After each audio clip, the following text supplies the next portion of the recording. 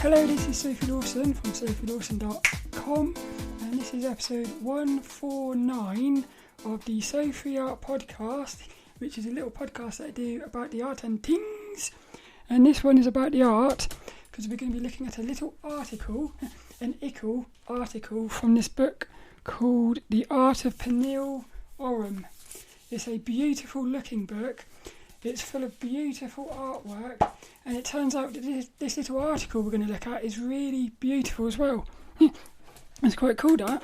So the article we're going to be looking at is called Clean Character Design. And what I do on these little podcasts is, well, there's about 10 of these now, these little article ones. And what we do on these is we go through an article in different books, art magazines, and we just go through the process of the article, talk about it. So I got me notes, and what I'll do is I'll put the camera up above the desk. So if you're watching on YouTube at youtube.com/Sophie Lawson, you'll be able to see the beautiful images, because it is really beautiful. But even if you're just listening to the audio, it's still going to be really amazing, because this article, this Art-ickle, is full of so many amazing tips and stuff. So, well, let's just get into it. lilDENNiS is with us as well. Love lilDENNiS, little co-host. What was I going to say then? Oh yeah, you'll be able to find show notes and everything at sophielawson.com, because they'll have links to Pernille's website and all the rest of it. But let's get into this one. Boing! lilDENNiS, he can't wait for this. So we'll put lilDENNiS in his little house with Kitty. They look quite... Actually, we didn't get any kitty kisses. We've got little kitty kisses, which means it is time for action. So let's get into it. lilDENNiS and Kitty came out of their little house to play with us. So this book is called The Art of Pernille Ørum, and you spell Pernille Ørum P-E-R-N-I-L-L-E, and then her surname is O-R-U-M, but the O has got like a line through it. So it looks like the number 0. It's quite cool. But the book is so beautifully put together. It's got a mint green finish. And the whole thing just feels of quality, really. So you take the sleeve off, what you get is a dark green, which complements the light green really nicely. But you also get this thing, like a little sort of, what's it called? What's that thing where it's like a drawing embossed into the cover. It's amazing.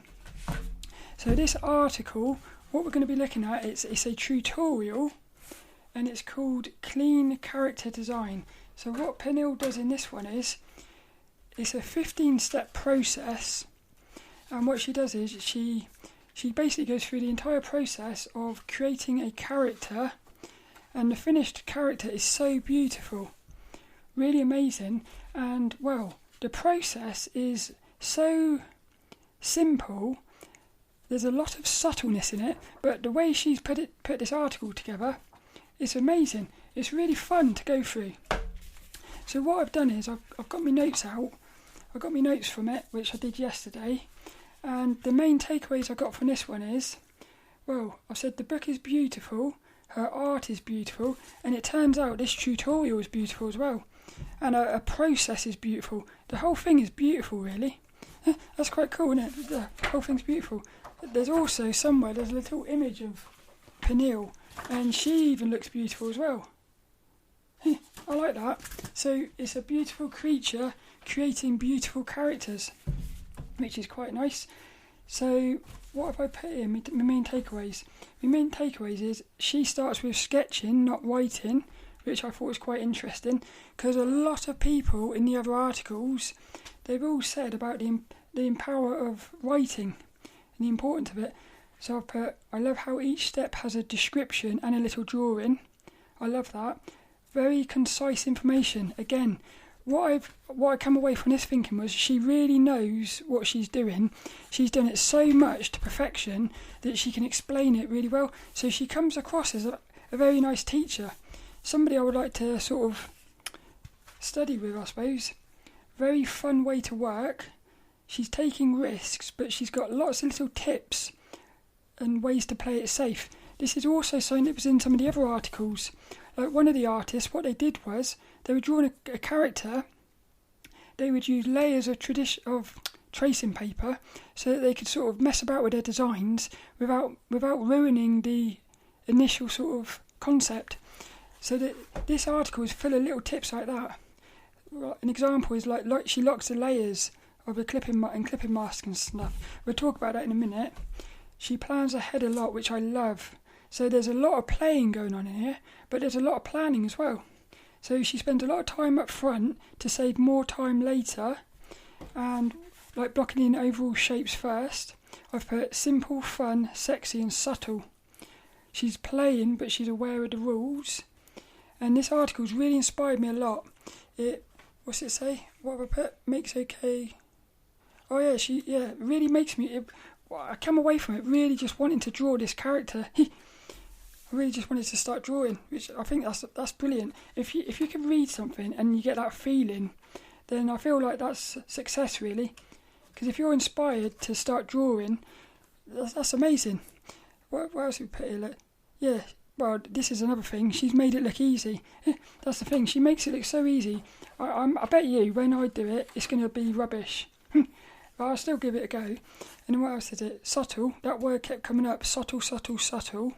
Her process is amazing. I love how she experiments the whole way, but has ways to minimise risks. Yeah. Oh, and this is thing here. Like, I put this is one of the beauties of working digitally. So we'll go through that in a minute. But the 15 little steps for this one. Well, there's 15 steps, and there's also 2 little sort of, what would you call them? Like little tips or something, really. So the first step is sketching. Then she goes into cleanup, coloured thumbnails, background colour, masking colour, blocking details, adding transparency, adding lines, volumetric shading, feeling flushed. I love that, a little bit of alliteration. Feeling flushed. Adding the details, highlights, background details, and then lighting. So that's the process, and the cool thing is each little process has got little diagrams to go with it, and they're all numbered. So you always know what's relating to what. There's 2 little Brucey bonuses. One is a transparency challenge. We'll talk about that in a minute. And the other one is colour library. We'll talk about that in a minute as well. So what I'll do is I'll start by reading the sort of intro to this little thing, this little article, so we sort of know what we're getting into. This is what she says. This tutorial demonstrates my workflow when creating clean character designs using digital media. Although this method is not the only way to create successful readable designs, I have found it is the way I prefer to work. I like that. She's sort of saying there, this is the way I do it, but you can do what you want, which is, I like that. That's what, yeah, I like that. It's almost like, have a go yourself. It might not work for you, but it might do. So that's the thing. Leave no stone unturned, isn't it? You've got to try everything. This is what she's also said. She says, I hope it can help you to find some processes that work for you and start you off on the journey to finding your own unique style. I love that. So the first thing to say is the finished artwork is of this beautiful female character, tiny little bit, I suppose, sort of manga-ish, but not really, but there is a little bit of it, like she's got big eyes. I would say very basic, big shapes, big bastard basic shapes, but the thing is, there's lots of detail in there as well, and we'll come into this in a minute. She's constantly she's constantly balancing big shapes with details, which is brilliant. And also there's a very limited colour palette as well, which I love, and the colours are all pink with like hints of mint green. Yeah, I like that. So that's what we're dealing with. The first phase of this one was called sketching. So phase 1 is sketching. What we've got is we've got the finished drawing, but in sketch form. So this is very rough. You can see all the lines where she's been building up the forms and stuff. It's like a gestury sketch, this one. What did I put for this? So what I've put here is I've said this is my little sort of takeaways from the first phase. you need a clean vision to develop her design. I like that, because that goes into, what's it called? This week's inspirational quote. This week's inspirational quote is all about that. I've also put multiple sketches, so you don't go with your first idea. I like that, because that's the problem I've got. If I'm doing thumbnails, very often I'll do one thumbnail and I'll just leave it at that. I think I like that. The thing is, what I found is, because if I force myself to do more thumbnails, what happens is the more you do it, well, there's two things. One, sometimes the more you do it, you start really pushing your ideas and you come up with something amazing. But sometimes, actually, what happens is you do like 20 thumbnails and you actually go back to the first one. I like that. That's quite funny. So sometimes the first one is the best one. But the thing is, you want to play around. Because there's something else I've noticed is sometimes some of your later thumbnails, that you didn't use them, but ideas will come into it in the end as you start putting it together. So I like that. It's like sort of, well, look, less is more. No, I didn't. Multiple sketches. Don't go with the first idea. Yeah, I like that. It's almost like experimenting. Right from the off, she's sort of experimenting, which I like that. She also says, have fun. Yeah, play. No pressure. There is no pressure at this phase, because when you look at it, it's all gestury. It's very loose and rough, and it only takes a few minutes, or even seconds when you're doing this. So basically, just have fun with it. And the more fun you have, the more relaxed you are, the more exciting your things are going to be. I like that. The thing is, though, she starts out with drawing or sketching. She never mentions anywhere in this little process about writing, which I found very interesting. Because I thought, again, this kind of goes into what she said. Just because everyone else does it doesn't mean you have to do it. She probably did try writing ideas down first, but she likes to get in there and start sketching. So just because a lot of people say start with writing, it might not work for you. So I kind of like that. What else we put here? Sketch is very loose. Yeah, well, this is amazing. Look, the sketch is very loose. The final design is more structured and detailed, but the thing is, you can see the looseness. You can see the looseness of this sketch in the finished design, which is amazing. Because what happens sometimes is, the more you get into it, you sort of tighten up and you lose the energy. She does not lose the energy of that original sketch, which I think is brilliant. So the next bit, the next one is called clean up. So what she does now is she's got her original sketch, but she's starting to clean it up. So whereas before we had all the what do you call them? What are they called? The construction lines. That's it. She starts removing all the construction lines, and she also starts sort of tarting it up, making the lines look a bit cleaner and crisper. So what I put here is, this is what I've put in my little notes. I said, she cleans up the sketch. She used the word shape language, which I thought was brilliant. Because what I thought to myself was, the first phase, whilst there's a lot of shapes, it's more about the lines. So the first phase is all about the lines, really. The next phase, the second phase, she's already done her lines. Now she's thinking about the shapes. So I like that. It's almost like that's sort of start with your lines and then build into your shapes. I thought that was quite cool. What put here as well. I love that thing. I love the word shape language, or that phrase. I like that, shape language. So it sounds cool, that does. And then we've also got here, less is more. So she asked the question, does this need to be here? I like that as well. So she's done her little design, she loves it, and then she starts thinking, does that need to be here? So she starts removing things. So she's still playing with her design really at this point. And well, less is more, they all say that. Yeah, so at this early phase, it's all about the big bastard basic shapes. It's all about simple. You add more details later. And then I've also put here, she starts to apply rules to the playfulness. So at first, she was just going for it and having fun. She now starts to sort of make sure that everything is abiding by the rules of anatomy. But she mentions the word dynamism. So I thought to myself, even though she's now starting to tighten it up and make sure that it looks realistic, she's still sort of pushing the rules. She's exaggerating the rules. So even when she's adding the rules, she's still sort of playing around with it, which I like that. The next bit, I love this bit. So this bit here, the next bit is called Colour Thumbnails.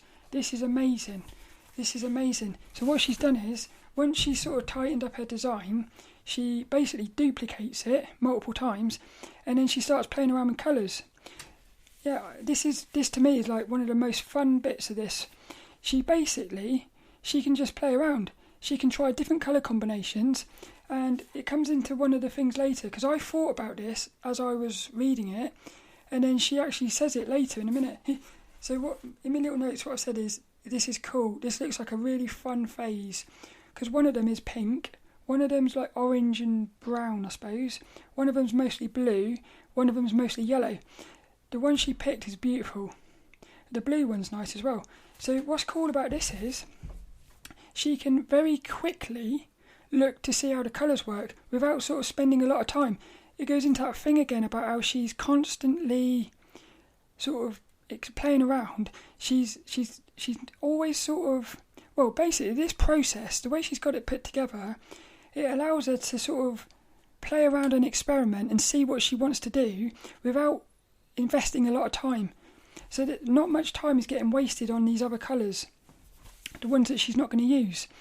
And she says that here as well. She says these should only take a few minutes. So these are very rough and sketchy.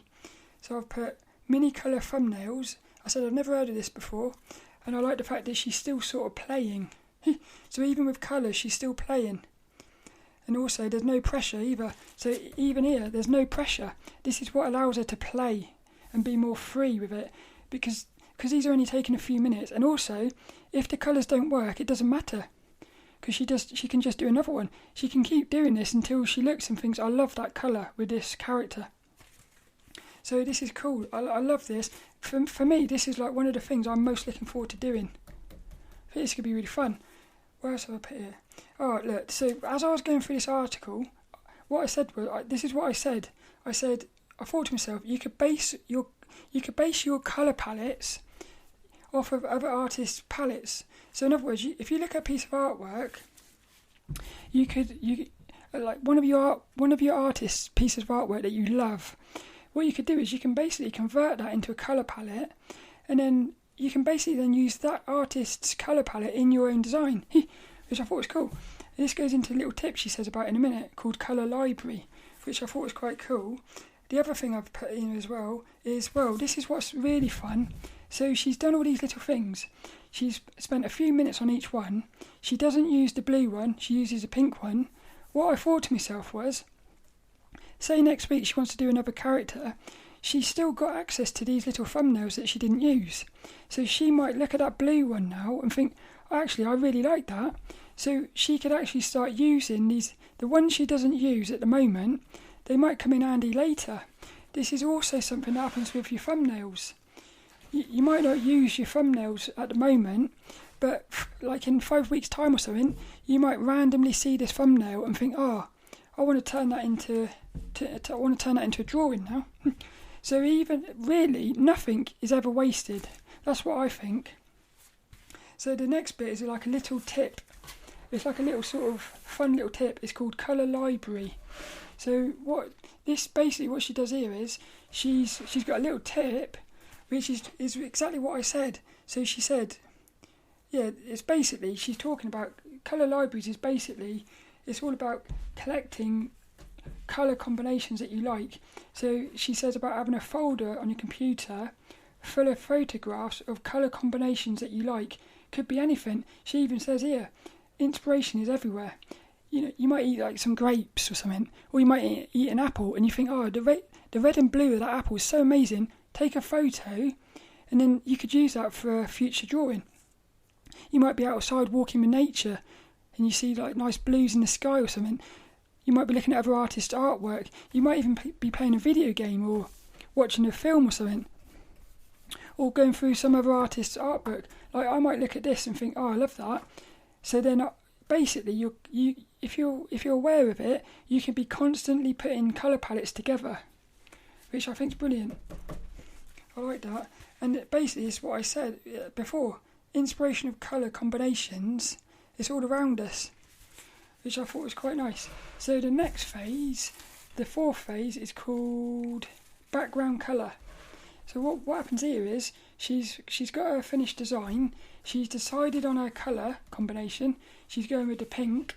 So what she does now is she basically fills the whole canvas in pink. So she fills the whole canvas with the colour of the background that she's going to go with. So what did I put in my notes? Yeah, look how cool this is. So her colour thumbnails, they now become reference. So this little colour thumbnails that she's done, she now keeps that as a reference. So she's got that up there. She knows what colour she's using, which I think is quite cool. That, because for the rest of this, she doesn't really have to be thinking about colours anymore. She can put her attention on like the lines and the shapes and everything. She doesn't have to be thinking about the colours. It's almost again like she's planning everything in phases. But what I put here, as I was going through this bit, I said, why coloured canvas? I thought to myself, why are you making the whole thing the same colour? But as I've gone through it, I realised why.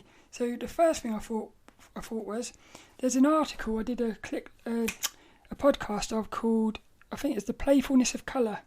I'll put a link in the description and stuff. And in that article, the artist was talking about the base colour.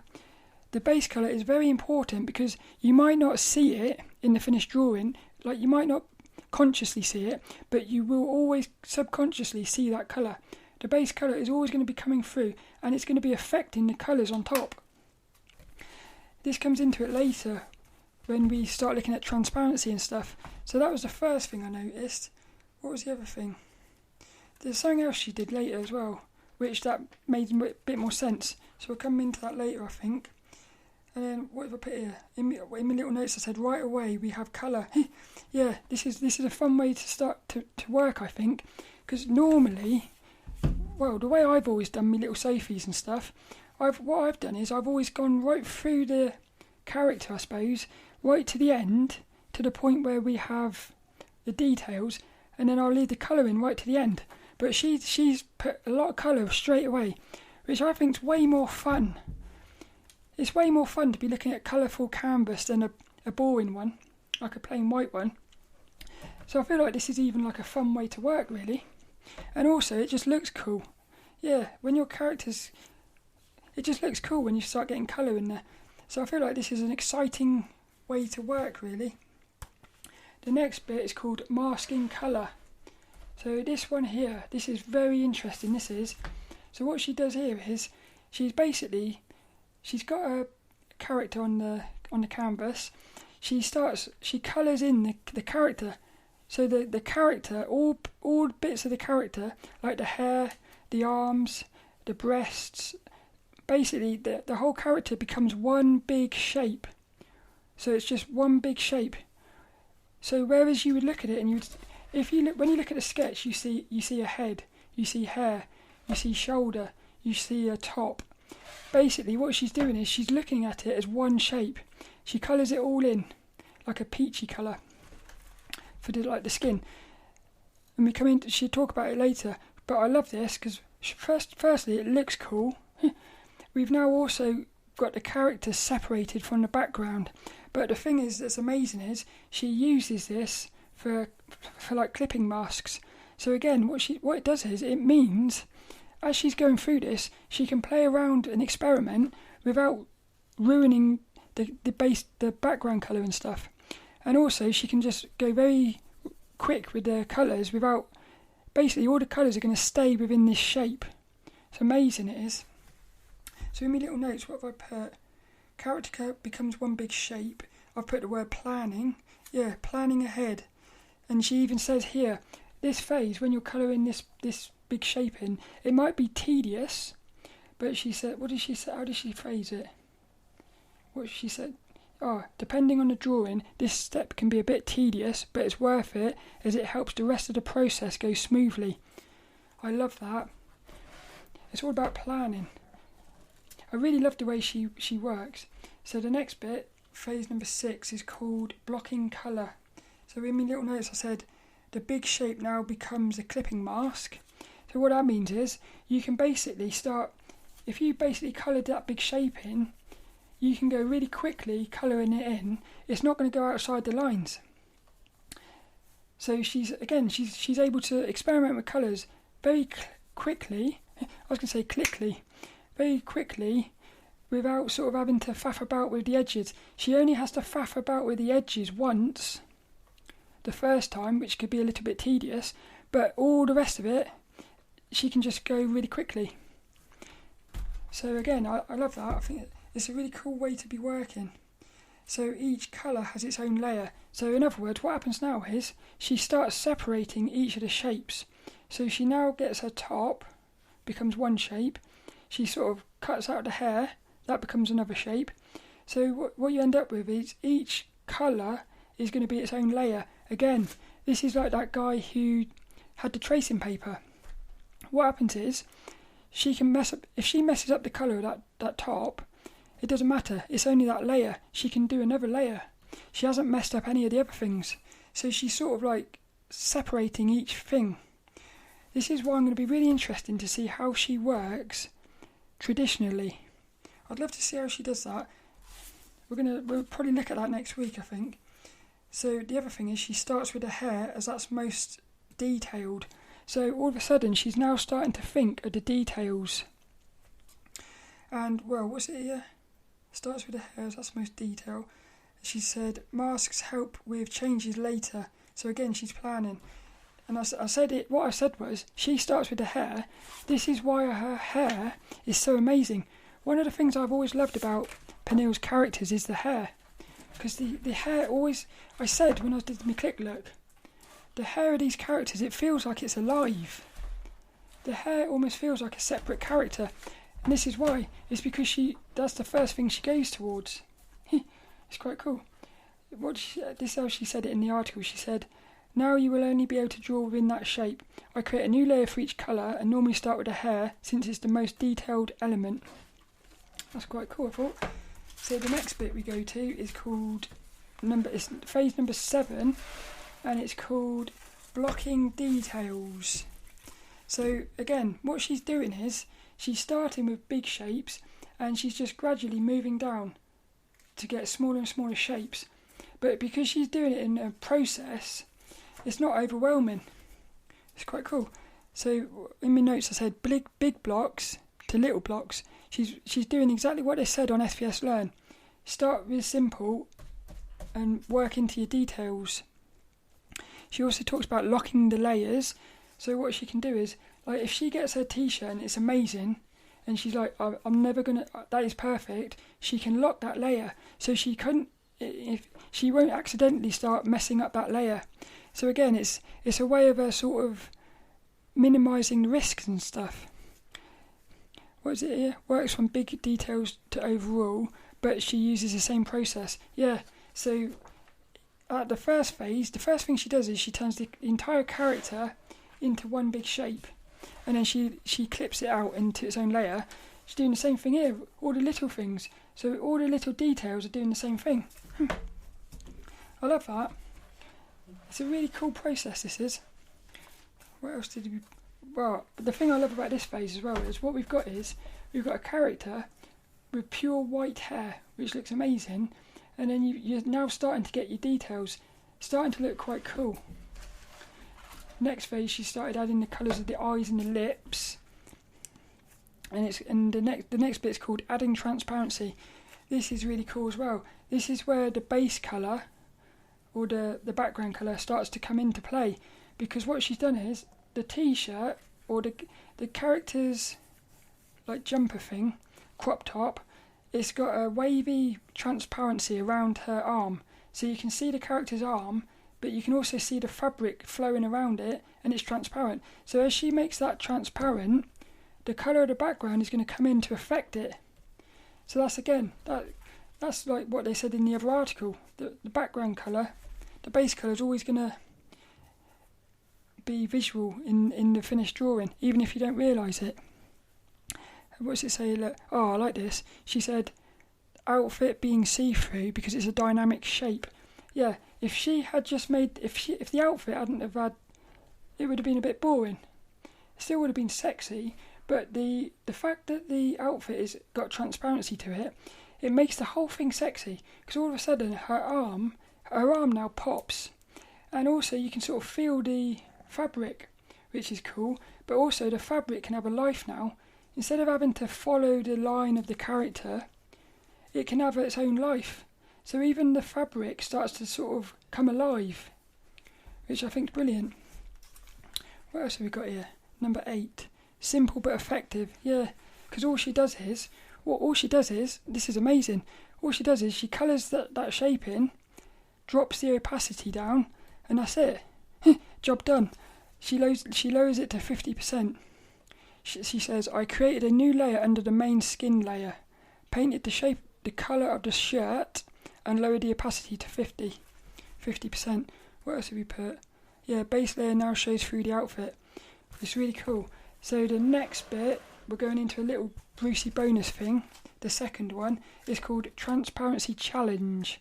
So this here, what she's talking about, how she says, working with transparency is very easy digitally, but it can be a challenge when you're working traditionally. But the way she described it is she's still playing. So what I put here is, I said, feel like she's having fun. To me, it feels like the whole time she's drawing, she's having fun, which is brilliant, because I think that fun shows in your characters. When you're creating characters, if you're having fun, the viewer can tell. So I think it's important to have fun when you're drawing. So this little transparency thing, it says, the transparency effect is achieved very easily using digital media, but it can also offer a fun challenge with traditional paints. It's a great way to learn more about how colours work together. What I love there is, even though it's going to be a challenge, she looks at everything as nothing's getting wasted here. When she's working traditionally, she's sort of always learning and studying, because as she's going through the process of playing with colours, she's going to sort of build up her understanding of how they work together. I like that. What's the next one? The next one is number 9, add in lines. This is fun now. What we get now is, the first thing is, this artist does something I love. What they do is they colour the outside of things, the colour of the colour that it is. So in other words, the skin colour, any lines that are sort of outside edges, contour lines of the skin, it gets like a darker skin colour. And then what you find is later on,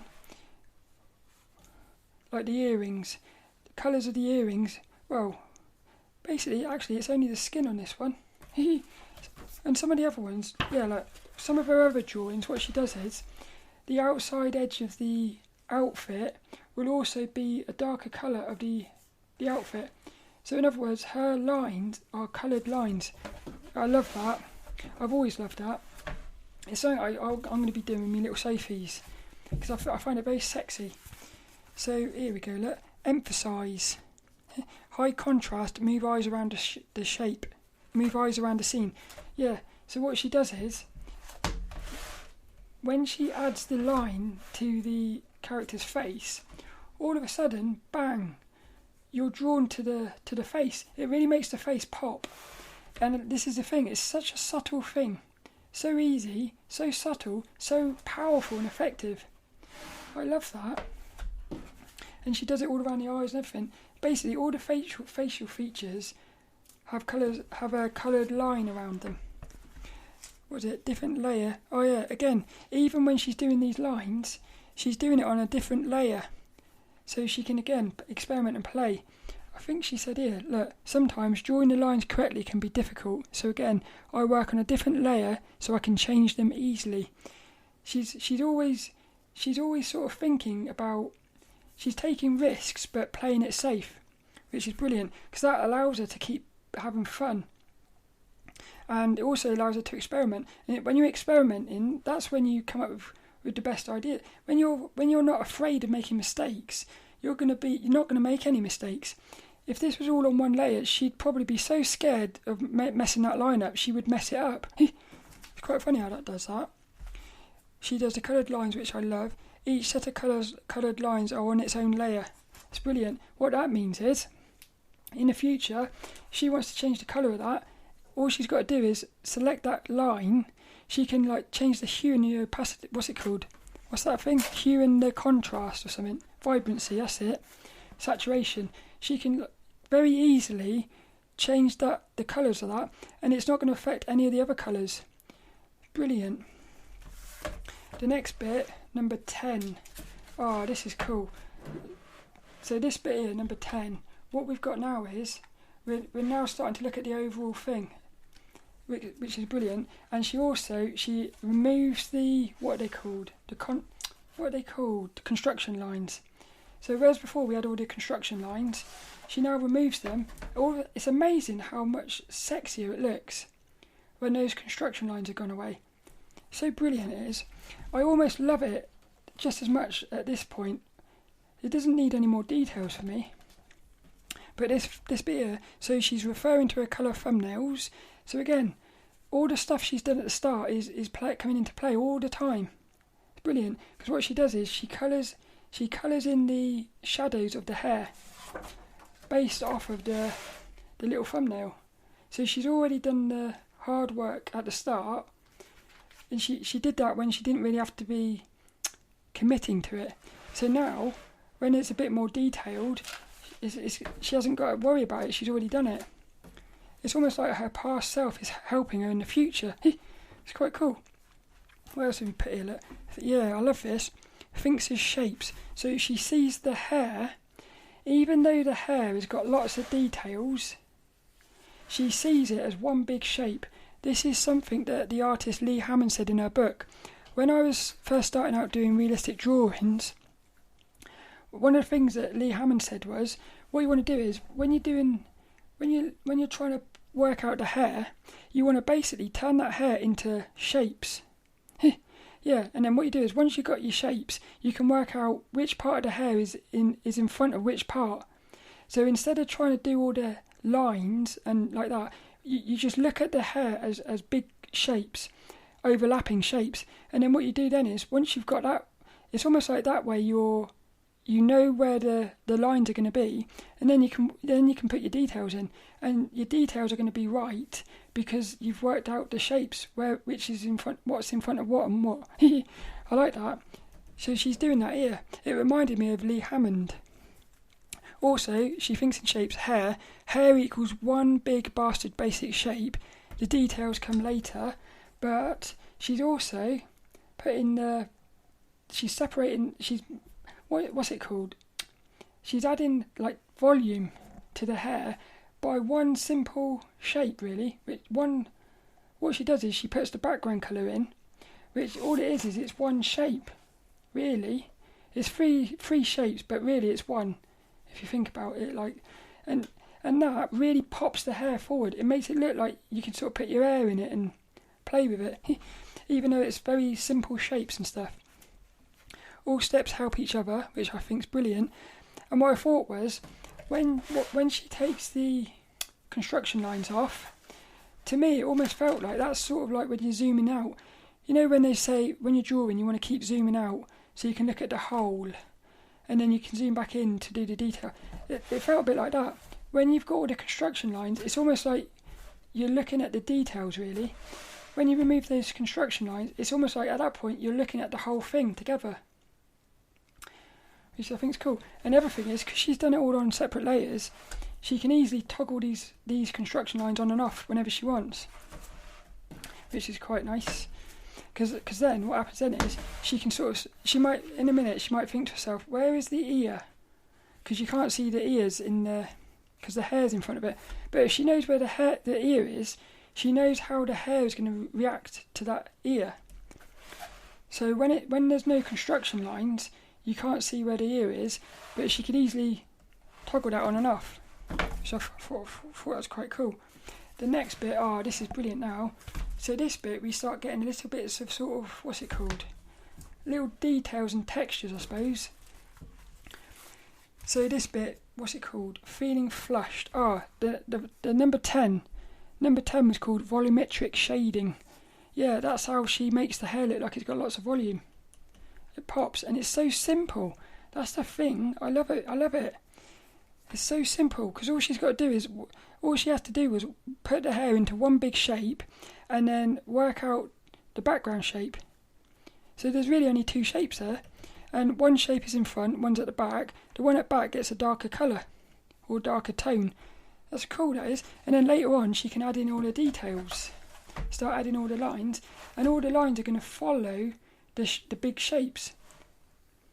So she can basically, at every single phase she can play, because at the end when she's putting her lines of the hair in, she can just go for it, because she knows the lines are going to follow where they should be.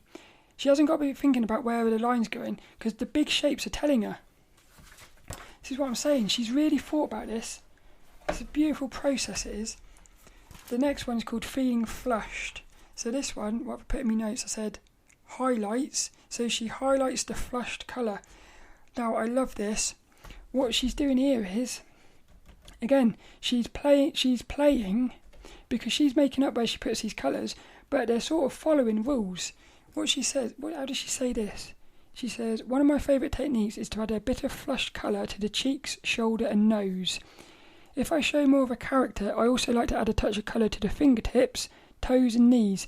So you sort of think, well, why did she pick those out? And this is what she said. A general guideline I follow is to give a little flush of pink to the colder extremities of the body with less blood circulation. How amazing is that? She's not just making it up. She knows where things should be, but she can still play around with it. It's cool, that is. What have I put here? Oh yeah, look. So these little bits of colour, again, they're very subtle, but it really brings the colour to the character to life, and also it makes things feel like they're sort of. It feels like you can start pinching the nose, whereas before the nose was very flat. It almost didn't exist. All of a sudden now we've started to get sort of a bit of volume, and it's very simple as well. Just a little bit of thing there. It's quite cool. What else is it here? Look. Oh yeah, I like that. So what have I put? I said again, she's following rules, but she's playing. I love that. And the character's really looking cool now. Really looking cool. Then the next bit, we're into the final 4 phases. So phase number 12, step number 12, is called adding details. Oh, little kitty's fallen on the floor. Little kitty, she fell on the floor. What's this bit here? Adding details. What have I put in my notes? Number 12. Emphasises design by playing with details. Always playing, she is. And it also goes right back to the first phase. Right at the start, she said, every line I draw is based on rules of anatomy with dynamism in mind. So even now, right at the end, when she's adding the details, she's still thinking about emphasising for dynamicness, if that's a word. Emphasising the design by playing with details. Now how cool is this, look? At this point, she starts asking herself, what needs to be added to make this character pop? So, for instance, she adds in earrings. So what I loved here was, what I thought was amazing is, right, at the start, she's, at the first phase, when she's tightening up the lines, she's asking herself, what, does this really need to be here? Yeah, does this really need to be here? Less is more. By the end of it, she starts asking herself, what needs to be here? How funny is that? So at the start, it's very simple. So now she starts asking herself, does there need to be a light? Again, this goes into that thing. Because she knows where the breast is, because she can toggle that on and off with her sketch thing. With her little sketch, she can see where the breasts are. She sort of knows, she sort of thinks to herself, what line do I need on the fabric to sort of emphasise the curviness of her breasts, or to really show its transparent fabric, or to show that it's flowing and light fabric. So she starts thinking about what needs to be there. And again, it's very subtle. It's 1, 2, 3, 4, 5. 5 little lines, that's all. 5 little wavy, curvy lines which follow the form. So it really gives the character like volume. But I just found it really funny how right at the start she's basically taking things away, and then at the end she starts adding things. It's cool. What else is here? Look. Texture, props, hair. Oh, this is brilliant. So when she's asking what do I need to add to make this character pop and add volume, she thinks about textures, props, and the hair strands. So what I thought to myself was, who was it? One of the other articles, we were talking about props, characters having props, and I said about how props are like telling a story. When I go out sometimes taking like little modelling photos, sometimes I'll have an umbrella with me, like a little oriental umbrella. It's amazing how having that prop changes the way you move and stuff like that. So this is the thing here. By this character having big hooped earrings, it sort of gives the character, character. So props sort of have a story about them, which I think is brilliant. It's the same with the hair, the texture as well. The hair and the texture, it gives, well, what do you call it? Well, does it give a story? I suppose it does in a way. All the lines on the hair, it tells the story of what the hair's doing. That's quite cool. So we'll put here, look, her earrings gives her personality, and you start thinking she's this sort of a girl. Yeah, big souped. Well, when I think of big hooped earrings like this, I think of like a party girl. So those big hooped earrings have sort of, for me, it's turned this character into some sort of like party girl. So I thought it was amazing that. Anything else here? The texture is very subtle, because if you look at the outfit, it's got like a little bit of sort of sprinkliness on it. It's just enough to make it have a texture, but it's not really. It's very subtle. Same with the hair as well, and same with her little freckles. She's got these little freckles on her face, which is quite nice. It's all very subtle. Super subtle it is. The next phase is called highlights. Oh, now this is unbelievable, this bit. Look at this, look. So what we've got here is the character, all of a sudden, bang, she puts these white highlights around the outside of one of the characters. So firstly, that's the lighting. The thing is though, it makes the character pop. It's amazing. And again, the thing here is, it's so simple. All it is a little line. It's this little white line following the right side of the character, and that thing just makes the character really pop. If you look at if you saw the two characters side by side, it's amazing how that little thing there, that little white line, really, it's amazing. And when I put my notes down, I said, wow, I love this. I just thought that was amazing. And again, because she's been working everything with layers, all she's got to do here, I know what she's got to do.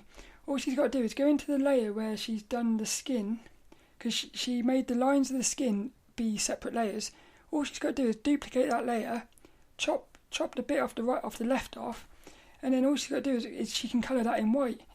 So she hasn't really even got to draw that. She can just use what she's already done. What else have we got here? Look.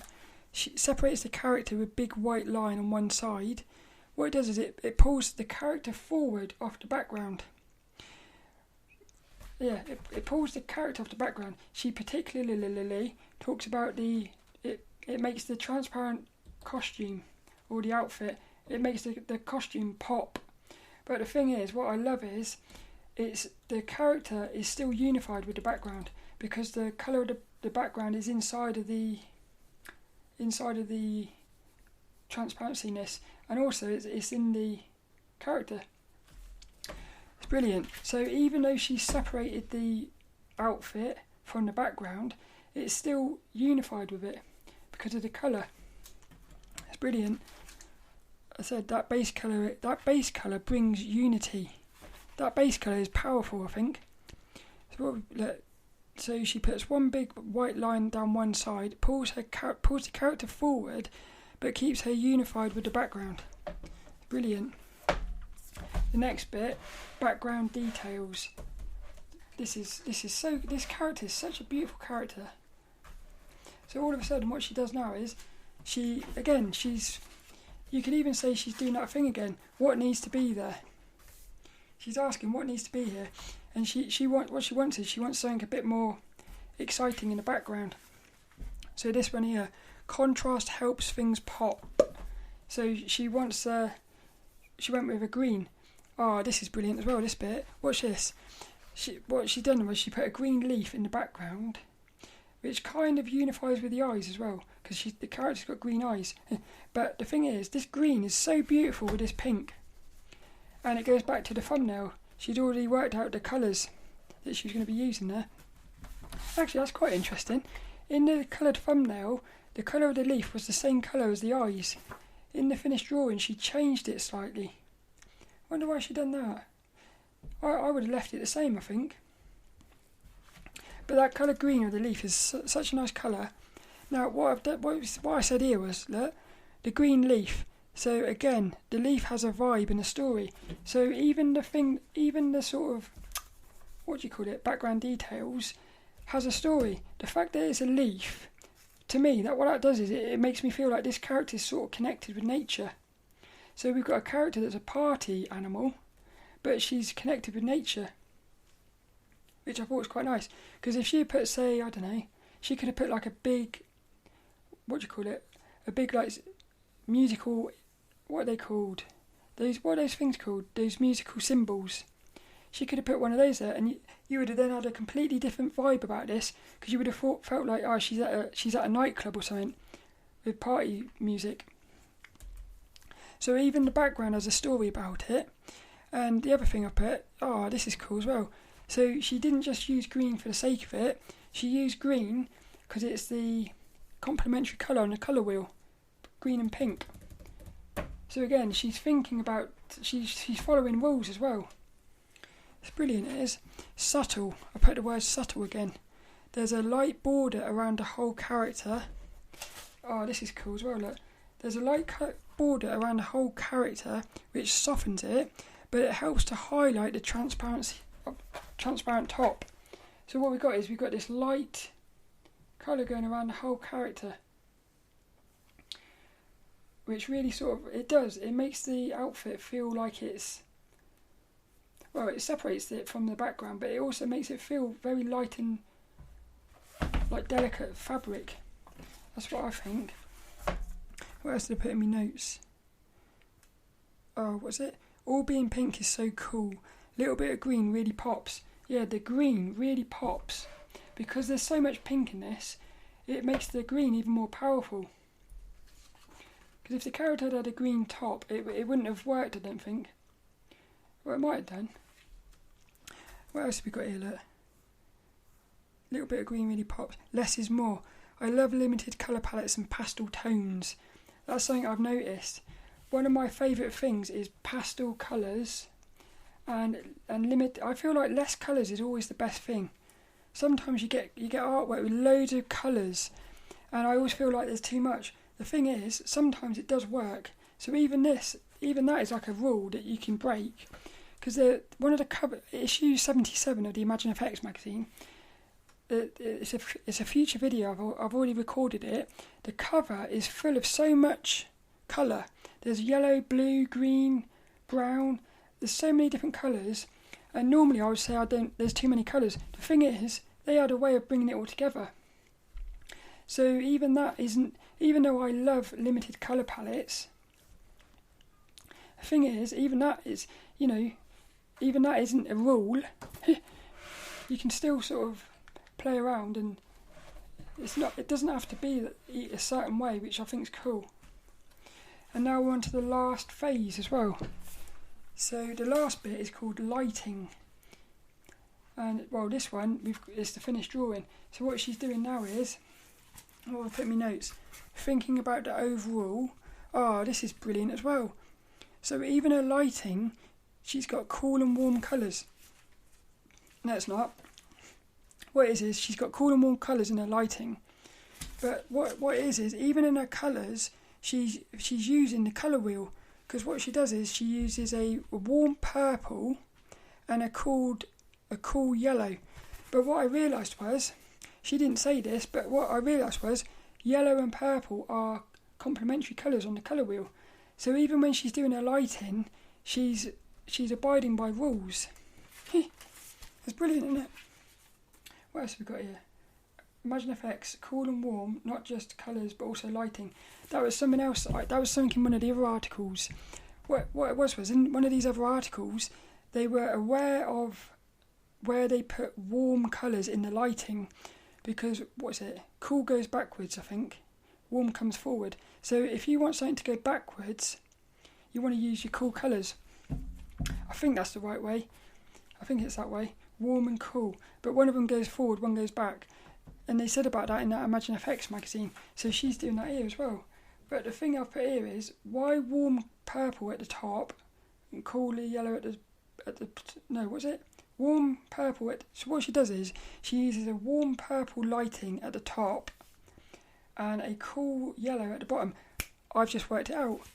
Yeah, the warm comes forward. So if she's using warm colours at the top, it's going to push the face forward. The cool colour at the bottom is going to push the... So in other words, what she's doing is, via the lighting, she's pulling the character's face forward. That's quite a powerful thing, that. So she's used coloured lines to emphasise the... the face. She's also used... what she called it? Flushed pink, to pull the features forward. She's also using the coloured lighting to pull it forward as well. Quite cool. What else are we putting down here? Oh look, so what I said she used a purple at the top and a yellow at the bottom, which is complementary. I asked myself, did she know she did this? And I said, of course she did. Of course she did. Yeah, nothing is ever... She knew what she was doing here. Like she didn't mention that, but she just knew it. It's quite cool. That's basically it. For me, this is one of the best processes of creating a character that I've looked at. It's such a fun process from start to finish, and the amazing thing is, it didn't do any writing, which is quite amazing. That. So, well, that's it really. Well, let's go back to the little takeaways, see if there's anything. Really, if I had 3 words to sum this up, well, let's do 4. I'd put fun. The whole thing was fun. Actually, there's loads of words. I'd use the word fun, planning, risk-taking. What's that word? What's that word? Experimenting.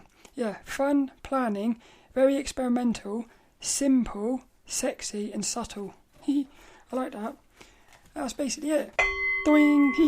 lilDENNiS has said it's time is up on this one. I really hope you enjoyed that.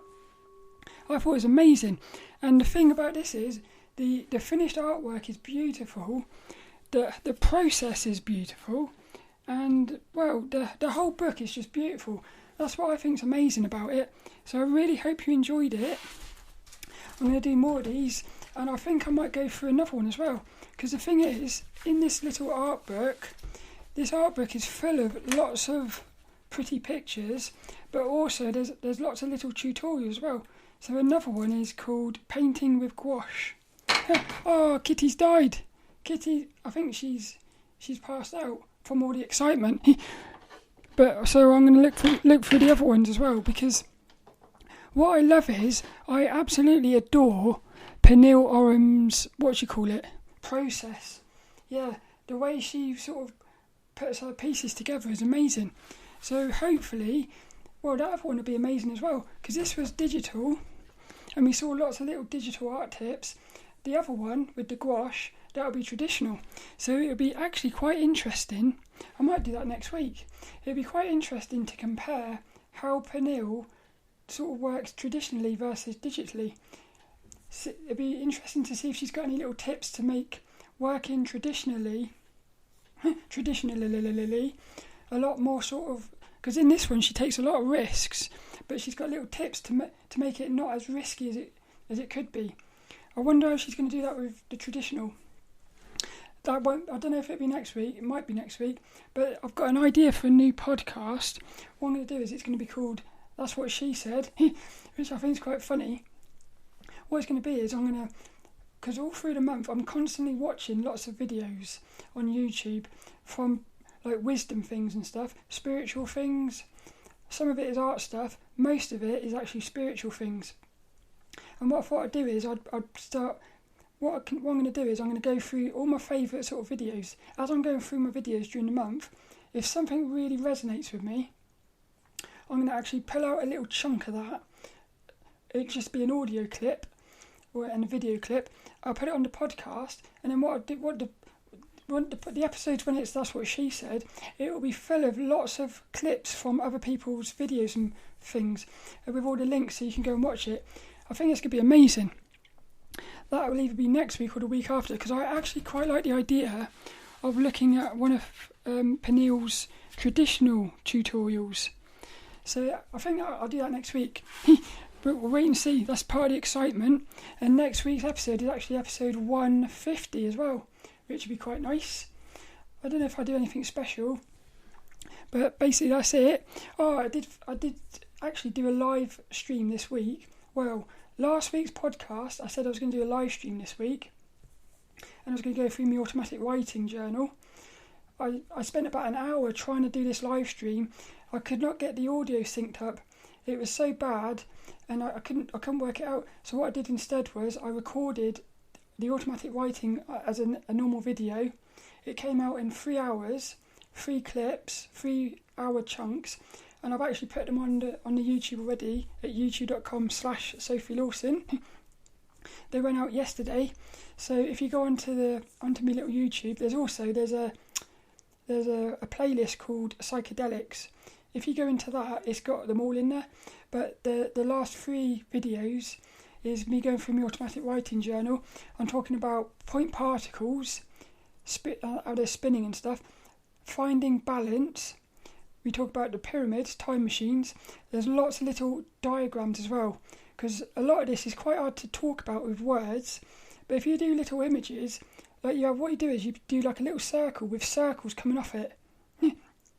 But if you do the images, it's much easier, I think, to understand it, because I feel like the source of the universe is actually shapes and numbers.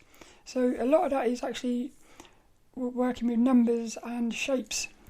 Well, I hope you enjoyed that, and I am going to try to do a live stream. Well, I'll try again next week. I've got to spend a bit of time working out how to get it working. I thought it would just be like easy, but it wasn't. So I did at least try, and well, that's it really. All that's left for this one is this week's little inspirational quote, and it actually comes from the artist Pernille Ørum. Oh, did I mention that? Well, I did. Well, yeah, I love her name. I just think her name is really beautiful to look at. It's quite cool.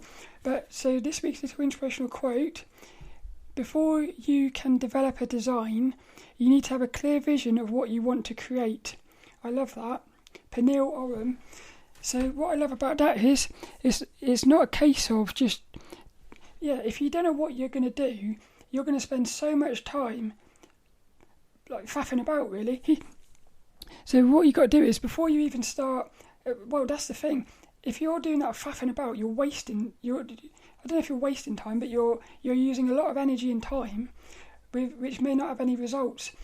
Like, for instance, the way she works is she plays around at the beginning to get her idea out. She's not really investing a lot of time or energy at that phase. But what it's doing is she's finding her vision, basically. She's finding her vision without sort of wasting time and energy, so that later on, when she puts a lot of time and energy in, the foundation has been solid, because she's got her vision solid right at the start. So I love that. I love that as well, because it goes into a lot of the other articles. They all say about like thumbnails and stuff. So it's the early phase. I feel like the early phase of drawing is the most important, and the good thing about that is that's when you're carefree. It's a lot less risky at that point, because it's all sketchy and it doesn't really matter. So the good thing about this is when you start getting into the more details, it's building on top of a solid foundation, which I think is quite amazing. So this week's little inspirational quote: before you can develop a design, you need to have a clear vision of what you want to create. Pernille Ørum.